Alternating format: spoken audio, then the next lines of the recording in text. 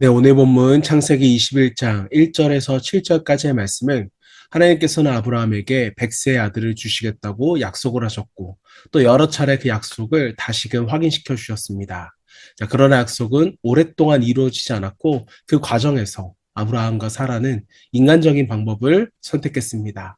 하갈과 이스마엘을 통해서 아들의 문제를 해결하려고 했던 것입니다. 창세기 21장은 하나님의 때가 되었을 때 약속의 아들 이삭이 태어나면서 하나님의 신실하심이 완전하게 드러나는 장면입니다. 자, 약속을 이루시는 하나님을 묵상하면서 함께 말씀을 읽어보도록 하겠습니다. 여호와께서 말씀하신 대로 사라를 돌보셨고 여호와께서 말씀하신 대로 사라에게 행하셨으므로 사라가 임신하고 하나님이 말씀하신 시기가 되어 노년에 아브라함에게 아들을 낳으니 아브라함이 그에게 태어난 아들 곧 사라가 자기에게 낳은 아들을 이름하여 이삭이라 하였고 그 아들 이삭이 난 지 8일 만에 그가 하나님이 명령하신 대로 할 일을 행하였더라. 아브라함이 그의 아들 이삭이 그에게 태어날 때에 100세라. 사라가 이르되 하나님이 나를 웃게 하시니 듣는 자가 다 나와 함께 웃으리로다. 또 이르되 사라가 자식들을 젖먹이겠다고 누가 아브라함에게 말하였으리오마는 아브라함이 노경에 내가 아들을 낳았도다 하니라. 네, 오늘은 약속을 이루시는 하나님이라는 제목으로 말씀을 묵상하겠습니다. 자, 우리는 삶 속에서 여러 가지 문제를 놓고 기도를 하지만 오랜 시간 기도가 응답되지 않을 때는 마음속으로 이런 질문을 하게 됩니다. 하나님, 정말 제 기도를 듣고 계십니까? 이 문제를 언제 응답해 주실 건가요? 라는 질문입니다. 자, 오늘 본문은 바로 그 질문에 대한 하나님의 대답입니다. 자, 하나님은 반드시 약속을 이루시는 분입니다. 본문 1절은 이렇게 시작을 합니다. 여호와께서 말씀하신 대로 사라를 돌보셨고 여호와께서 말씀하신 대로 사라에게 행하셨으므로. 자, 여기서 말씀하신 대로라는 표현이 두 번 반복됩니다. 자, 이것은 이 일이 우연이 아니라 하나님의 약속대로 정확하게 성취되었음을 우리에게 강조하는 것입니다. 자, 사람은요, 약속을 해도 잊어버릴 수가 있습니다. 또 능력이 부족해서 지키지 못할 수도 있습니다.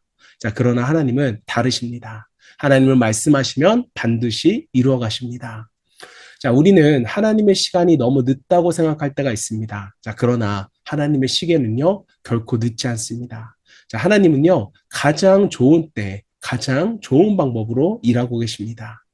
자, 사라는 젊었을 때 아이를 낳지 못했습니다. 세월이 흘러 이제는 인간적으로는 도저히 아이를 가질 수 없는 그러한 나이와 몸이 되었습니다.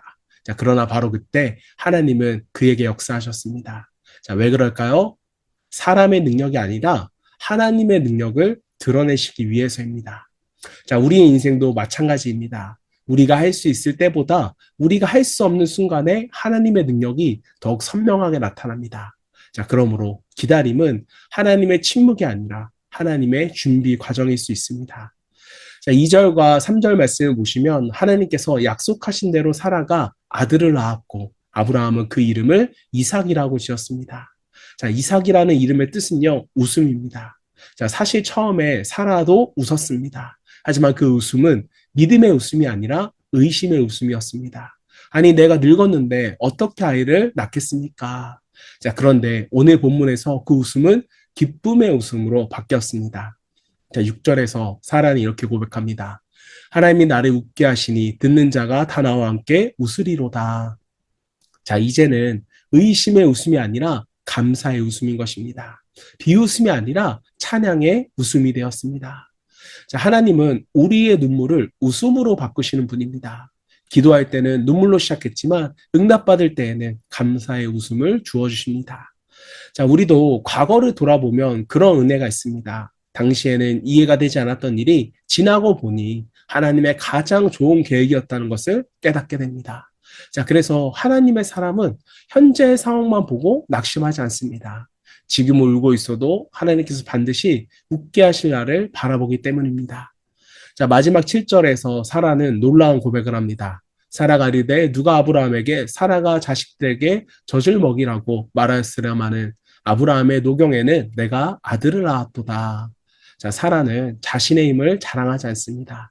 오직 하나님께서 하셨다는 믿음의 고백을 남깁니다. 자, 믿음은 기적을 만드는 능력이 아니죠. 믿음은 하나님의 약속을 끝까지 붙드는 것입니다. 자, 아브라함은 25년 동안 기다렸습니다. 그 시간은 결코 헛된 시간이 아니었습니다.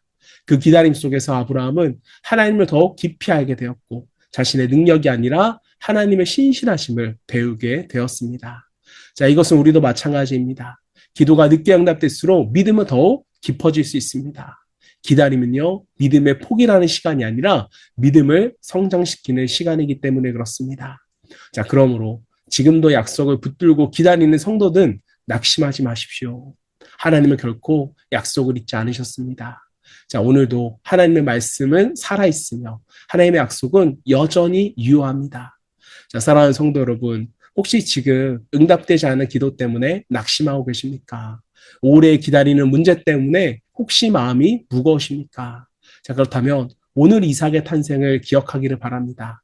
인간적으로는 끝이라고 생각했던 순간에도 하나님은 새로운 시작을 이루셨습니다. 자, 우리도 하나님의 약속을 끝까지 붙들며 믿음으로 기다리는 성도가 되기를 바랍니다.